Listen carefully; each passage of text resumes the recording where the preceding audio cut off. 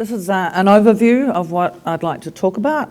A little bit about perceptions, the doom and gloom dogma, an overview of world fisheries, very, very quick overview, particularly talking about some of the areas where there are problems, like the high seas. Give you a couple of examples of some real success stories, and then, of course, the best success story of all, which is New Zealand. And talk about the challenges ahead for future improvements and some summary and conclusions. The next two slides are actually, I should say I gave a talk similar to this last year. I've done a bit of, quite a bit of updating since then of the numbers that I'm going to give you. The next two slides, though, are two that I had actually already included last year, because I think they're quite insightful and they illustrate some of the points that I want to make. So in terms of perceptions, a number of other speakers have already mentioned that we need to do something. We need to do a lot, and we are trying, I know, in a number of different ways, and various previous speakers have talked about that, to change the way people perceive fisheries in New Zealand and the world. Or let's say, rather than change, to align their perceptions with the actual reality. And I'm going to talk about the reality. But anyway, first, I'll just summarise some results from Lincoln University's Triennial Public Perceptions of the New Zealand Environment 2013 survey. And my summary comes from the Christchurch Press. I actually did read or skim the full report, which is quite large, and things are a little bit more complicated than this summary. But basically, it says that air, native bush and forests were considered to be in the best condition, while rivers, lakes and marine fisheries were perceived to be in the worst state.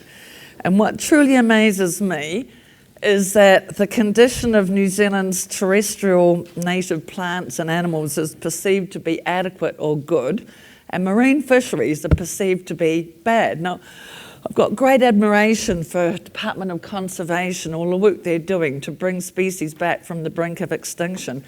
But that's not what we're talking about in the marine environment. I mean, I find it quite amazing that that perception exists. So I know the work that's being done by the Ministry have done and Seafood New Zealand itself and lots of other groups to try and change that perception is excellent, but somehow we need to keep doing more.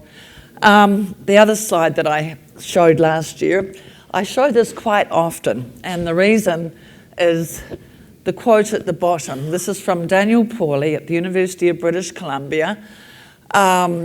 It was reported in the Boston Globe in February 2002. With few exceptions, we're going to lose most fisheries in the next decade if we don't quickly mend our ways. And so every time I put this slide up, given that it's well past 2012 now, it will take on more and more meaning. Daniel Pauly has talked about fishing down marine food webs, how we're getting rid of all of our top species and just fishing up the junk, and we'll eventually get to the point where all that will be left is jellyfish and plankton. And he's not even remotely right. And even the people who say that, this is going to happen in 2048 are not remotely right either. So I think that it's a real problem in New Zealand and elsewhere that the media, it's the propensity of the media to exaggerate and perpetuate the doom and gloom stories. It's certainly not all doom and gloom, which I'm going to show in the rest of my talk, although there are issues, and of course that's what the media focuses on. There are particularly issues on the high seas and international waters. So I've just sort of given a smattering because it's kind of fairly general common knowledge. There are lots of depleted fish stocks. It includes almost all bluefin tuna, not all. Big-eyed tuna's not doing well. High seas shark species, Chilean jack mackerel, number of orange roughy stocks that are on the high seas. or in shared areas. The main problem, I think, is large increase in fishing capacity, to the extent that we've got overcapacity in many areas, many if not all areas of international waters. And overcapacity, in my mind, pretty much inevitably leads to overfishing and then to depleted stocks. So we've got big increases in high seas fishing capacity coming from China, South Korea, Taiwan, etc., and other nations as well. But even so, I believe that the severity of the global situation has been over-exaggerated. So the evaluations that you see on the slide here are FAO's biannual reports that it puts out summarising the status of the world's fisheries. And it's the 2010, 2012 and 2014 reports. The classifications, how they classify stocks, has differed somewhat, but essentially there hasn't really been that much change in the amount of overfished stocks. And I should say this is based on the 200 major fish stocks of the world, so it will include some high seas and also some that are in countries' EEZs. So, you know, it's not a very long period of time, and they do have graphs that go back further, and obviously the numbers of underfished or moderately fished stocks has been decreasing over time. And we're getting to a situation where they're pretty much all either fully fished or unfortunately overfished. But the doom and gloom scenario certainly doesn't reflect the situation in many developed countries. And the US in particular, I'll give you as an example, it's doing extremely well at increasing the status of its stocks.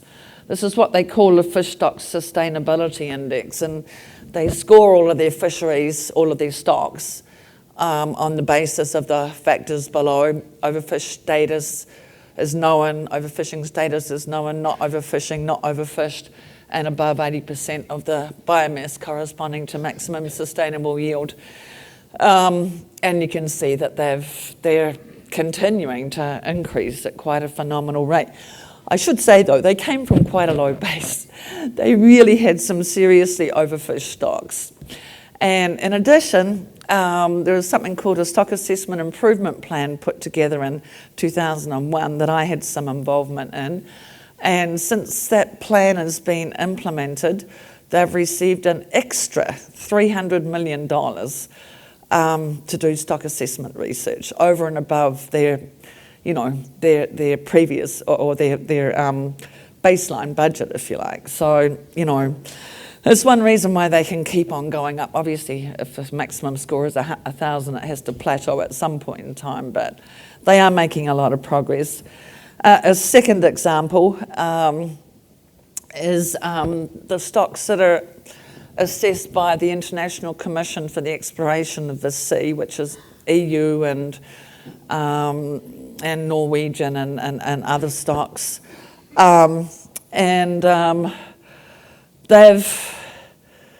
They're a bit behind the US. Got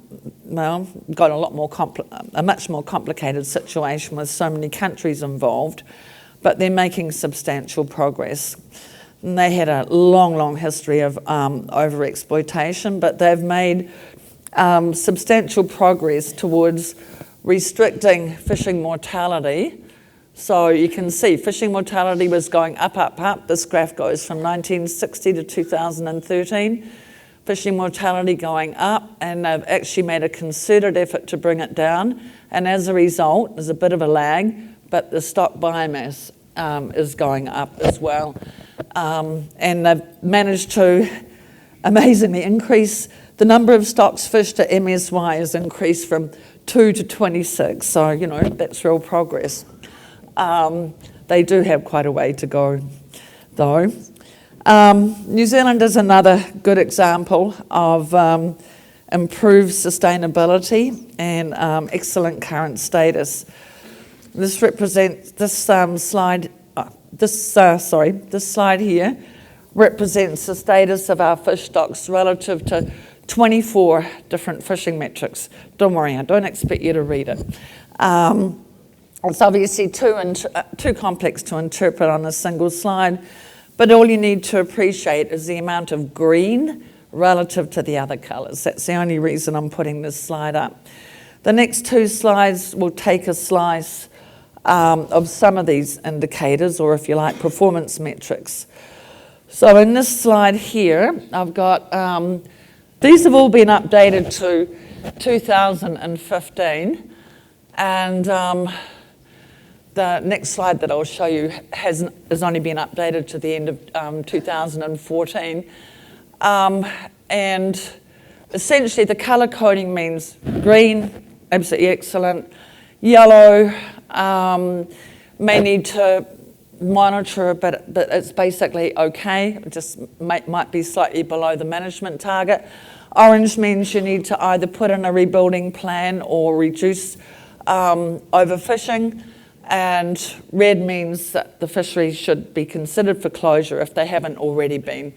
So, you know, the things to note are, in particular, the amount of green relative to red. If you look at the top row of graphs, the number of stocks that are actually being assessed each year continues to increase, and that's despite a declining research budget, which I'll say a bit more about later on. And I guess the third thing is to notice that things are not actually perfect. We've still got a bit to do.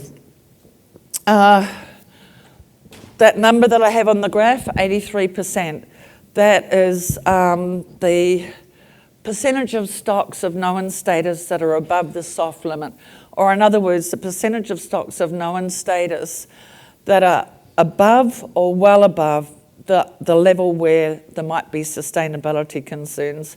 I think that's something that New Zealanders should actually be quite proud of. If you consider, those were by numbers of stocks, if you consider it by value or by volume, the results in many ways look even better because there's more green and less of the other colours in these diagrams. So the 83% of stocks, number of stocks that were above the soft limit corresponds to 96% of the landings of known status. So of the landings that are of known status, 96% do not have sustainability concerns at all. So, you know, again, I think that's quite a good result. I should say before I move away from that, in both this graph and the previous graph, you'll note though that there's been a bit of a plateauing of the amount of green as you go through the years.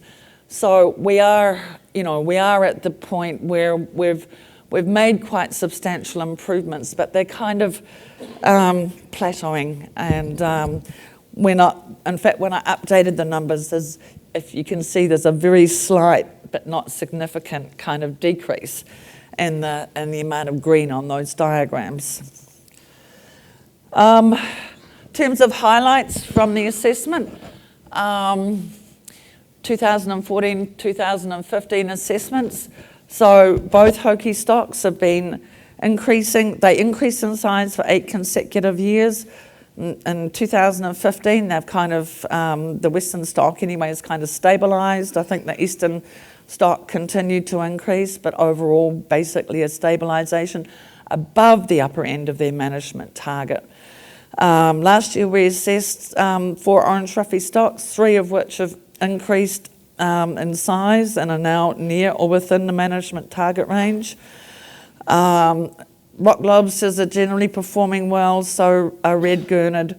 Elephant fish, which was at quite low levels when the quota management system was put in, many of those stocks seem to have substantially rebuilt.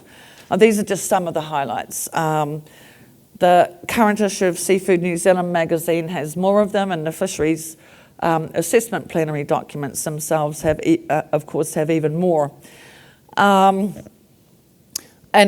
one really important thing is that in all cases where stocks are below the soft or hard limits, measures have been or are being put in place to rebuild the stocks.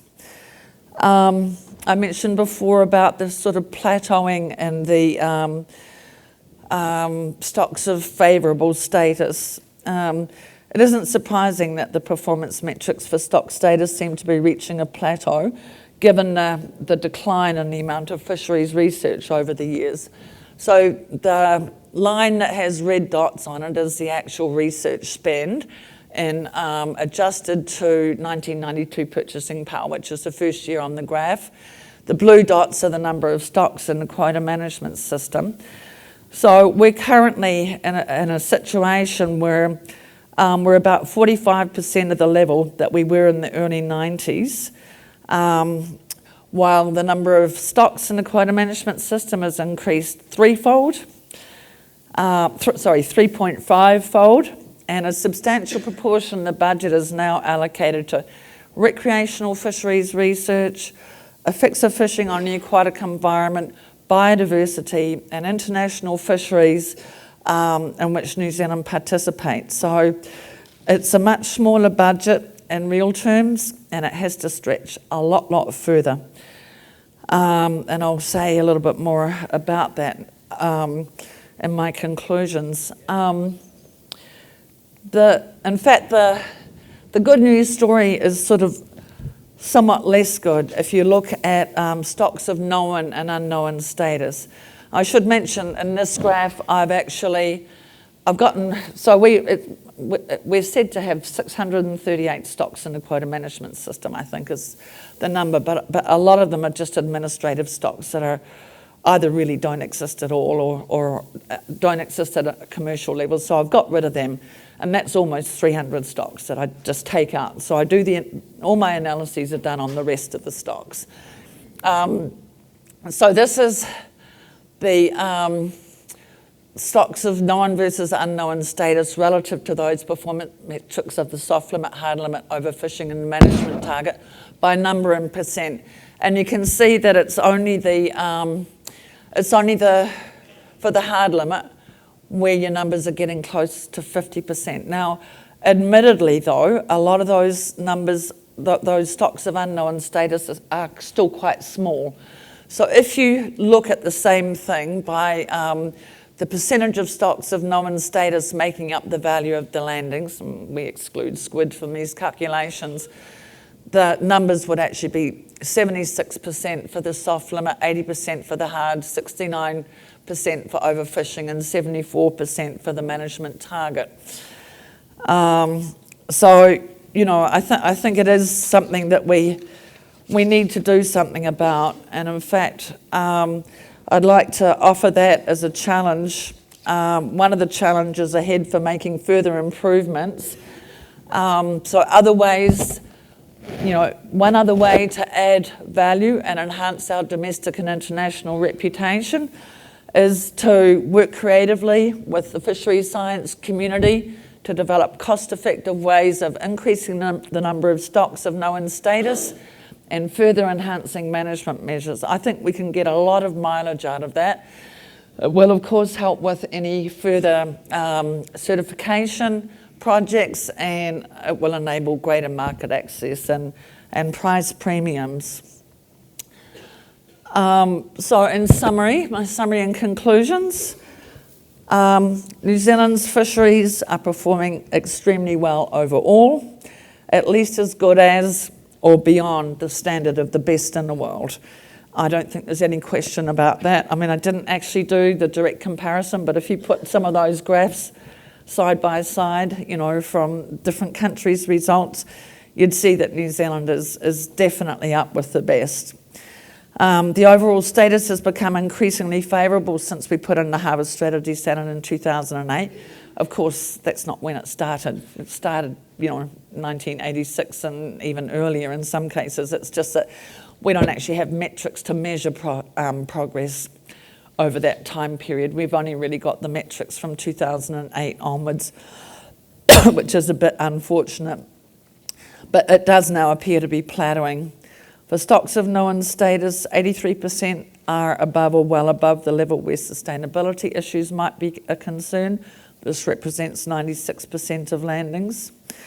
I do think that we've got this perception problem, public perceptions not being aligned with reality. We need to keep working, keep doing what we're doing and do more of it to rectify that situation.